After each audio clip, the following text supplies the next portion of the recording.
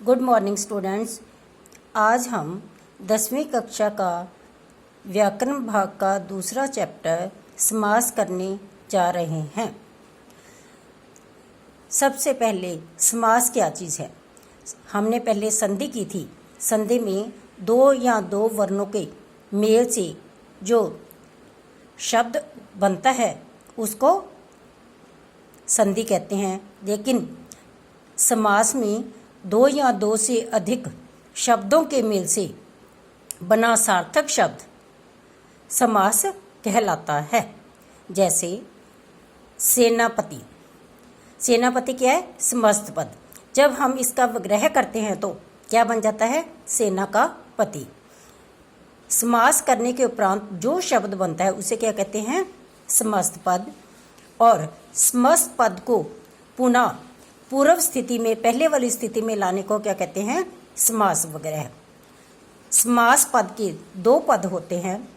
पहला कौन सा होता है? पूर्व पद और दूसरा उत्तर पद। इसे प्रधान पद और गौण पद भी कहा जा सकता है। जैसे देखो, देशभक्ति, इसका पूर्व पद क्या है? देश, और उत्तर पद क्या है? भक्ति। इसी प्रकार हम देश को प्रधान पद भी कह सकते हैं और भक्ति को गौण पद भी कह सकते हैं। फिर समास के कितने प्रकार होते हैं? समास के 5 प्रकार होते हैं। सबसे पहले तत्पुरुष समास, दूसरा कर्मधारय समास, तीसरा अवयवी भाव, चौथा द्वंद्व समास और 5वां बहुव्रीहि समास।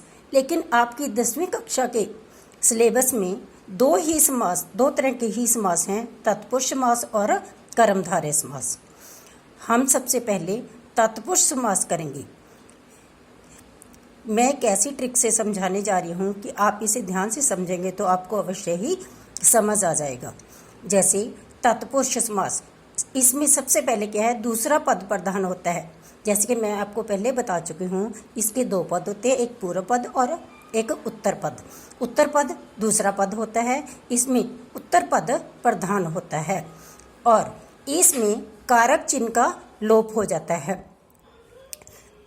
सबसे पहले जैसे कर्म तत्पुरुष है, इसमें भी दूसरा पद प्रधान होता है और इसका कारक चिन्ह क्या है? को।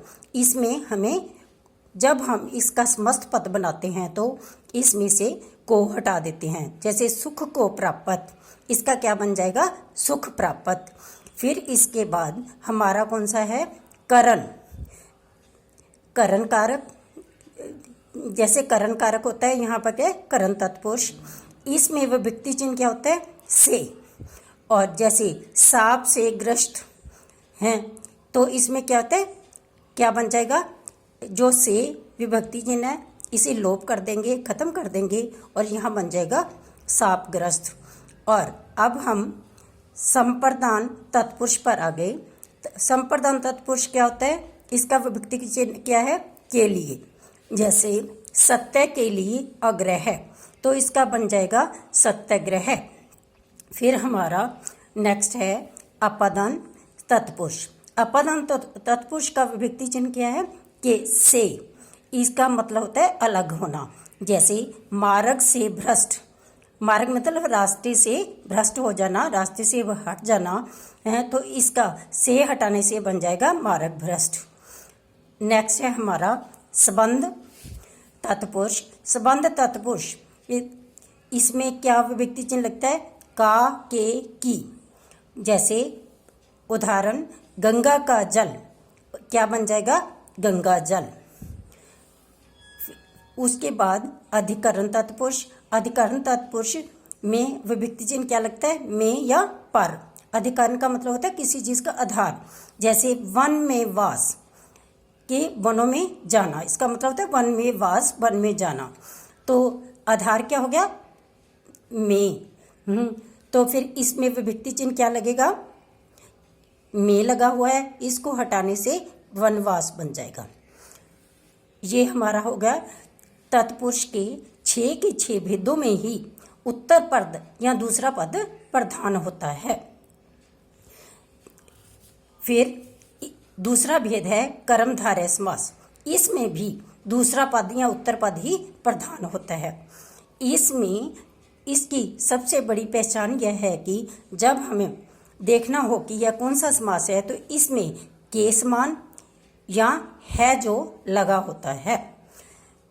इसमें 3 तरह से हमें पता चलता है। यह विशेषण विशेष्य का संबंध होता है, उपमेय उपमान का संबंध होता है, उपमान उपमेय का संबंध होता है। जैसे सबसे पहले उदाहरण लेते हैं, महान है जो देव। महान है जो देव में इसका क्या बन गया, महादेव। और इसमें महान क्या है, विशेषण, और देव क्या है, विशेष्य। महान क्या है, विशेषण, और देव विशेष्य।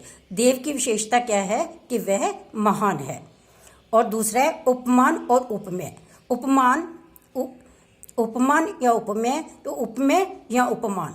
सबसे पहले हम मुख है जो चंद्र के समान, इसमें मुख क्या है, उपमेय, और चंद्र क्या है, उपमान। और दूसरे में उपमान और उपमेय का संबंध है। जैसे चंद्र के समान मुख वही है, उसको आगे पीछे करने से है उपमेय और उपमान।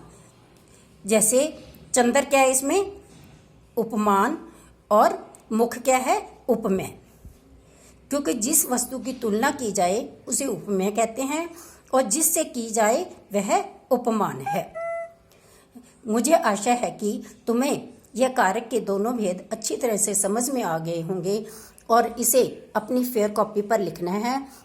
और साथ में अभ्यास दिया गया है, जिसे या तो फेयर कॉपी पर लिखो अभ्यास को, या यदि आपके पास ग्रामर बुक है तो ग्रामर के बुक के अभ्यास पे भी कर सकते हो।